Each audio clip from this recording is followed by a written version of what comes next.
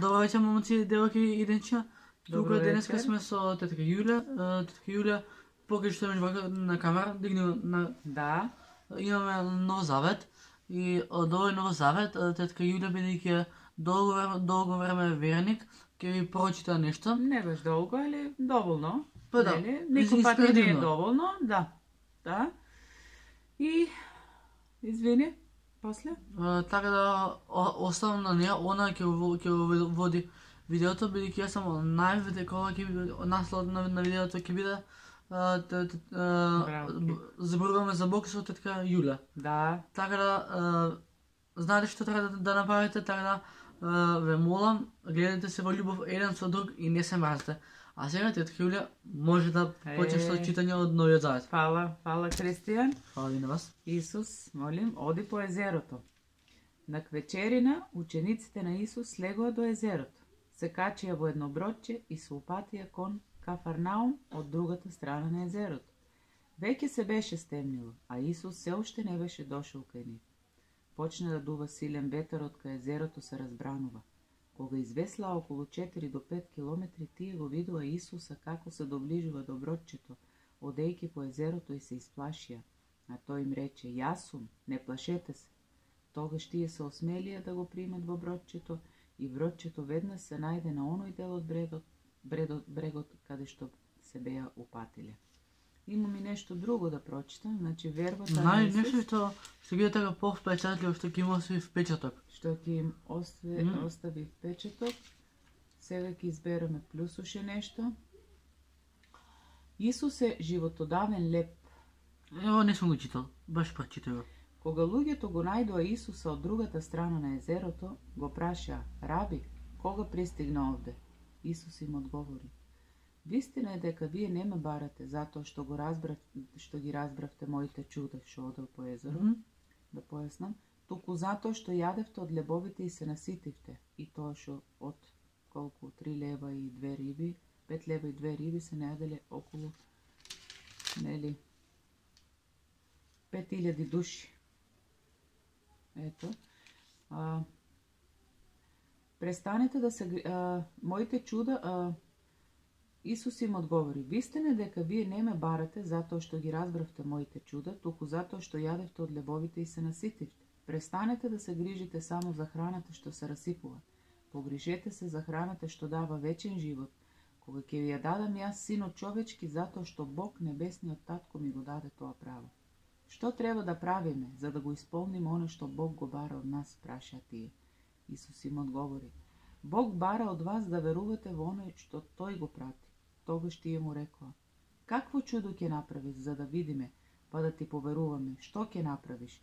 Нашите предци јадеа мана во пустината, каде стои запишано: Бог им даде да јадат леп од небото. Исус пак им одговори: ве уверувам дека не беше Мојсей тој што ви даде леп од небото, туку мојот татко.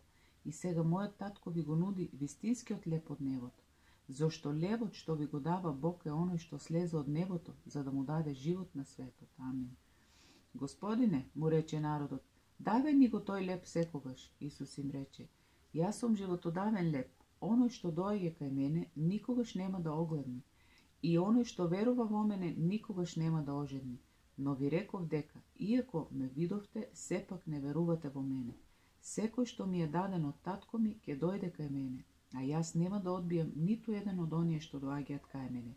Јас не слегов од небото да ја вршам својата волја, туку да ја вршам волјата на Бог кој ме прати.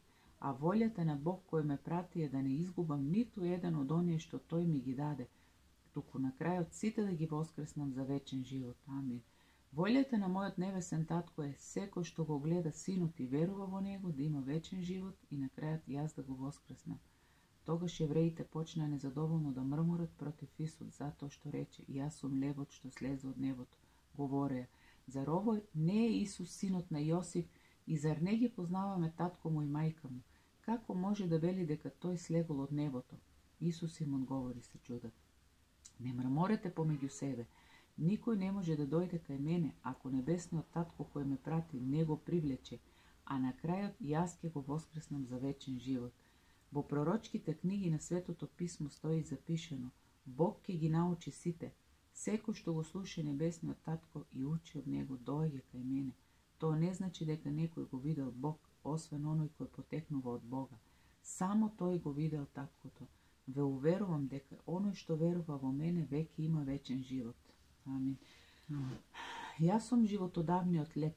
Вашите предци јадеа мана во пустината, но потоа умреа. Еве го левот што слегува од небото, за секој да може да јаде од него и да умре. Јас сум животодавен леп кој слезе од небото, кој се храни од овој леп, ќе живее вечно, а лепот што јас ќе го дадам за животот на светот е моето тело. Тогаш евреите почнаа одново да се препираат помеѓу себе, велејки: како може овој да ни го даде своето тело да се храниме со него? Исус пак им рече: ве уверувам дека доколку не се храните од телото на Синот човечки и не се напојувате од неговата крв, ќе немате живот во себе. Оној што се храни од моето тело и се напојува од мојата крв има вечен живот и на крајот и јас ќе го воскреснам. Моето тело е вистинска храна и мојата крв е вистинска напивка. Кој се храни од моето тело и се напојува од мојата крв, живее во мене и јас во него. Мене ми испрати живиот татко и како што причина за моето живење е таткото, така и оној што се храни од мене ќе живее заради мене. Левот што слезе од небото не е како левот што вашите предци го јадеа, а потоа умреа. Тој што го даде овој леп ќе живее вечно. Исус ги изреше овие зборови додека поучуваше во синагогата во градот Кафернаум. И сега вака нешто да те прашам. Дали ќе можем да им објасниш што точно е ова? Ова? Да. Исус е животодавен леп. Исус е нашата храна. Исус е нашиот леп. Исус ни е духовна храна. Во таа смисла знаеш ли, човек не е живеел леп, туку и од секој збор Божи. Да, амин, така е, и во тој правец се движи проповедта на Исус, нели? Дека ние треба и како што се храниме телесно, треба и духовно да се храниме. Која е таа храна? Неговото тело символички, нели, е представено како храна, а неговата крв е представена како вино, да. И вербата во него ни дава сигурен пат кон вечен живот и воскресението. Прво воскресение, потоа вечен живот и спасение. Го спомна Мојсе. Зашто во оваа глава се спомнува Мојсе? Поради која причина? Се спомнува од Стариот Завет, значи Мојсеј, тоа бил закони од Стариот Завет, Божи, каде Бог помагал, значи видливо преку, да кажеме сега, не е земено символички од Исус, уште не бил настапен, нели? Туку во вид на храна паѓала, толку ги милувал Бог народот израелски, што му помогал нон-стоп, иако немале верба голема, нели, попуштале у својата верба, он толку ги милувал кој ги извадил од Египет, што у пустинта им пуште веќе кога сме кај Египет ги штител, фала му. Амин. Амин. Веќе кога сме кај Затоа се, значи Мојсеј ги водел, знаеш? Моле? Буквално уште нешто ќе да прашам. Тие што Мојсеј за крал Давид. Кој го назначи крал Давид да биде крал на Давид на што бил собственик на кој град? Давид бил водач на израелскиот народ. Ама водата беше Давид кој беше со Голијат, беше кој Давид победи ќе добие трбави.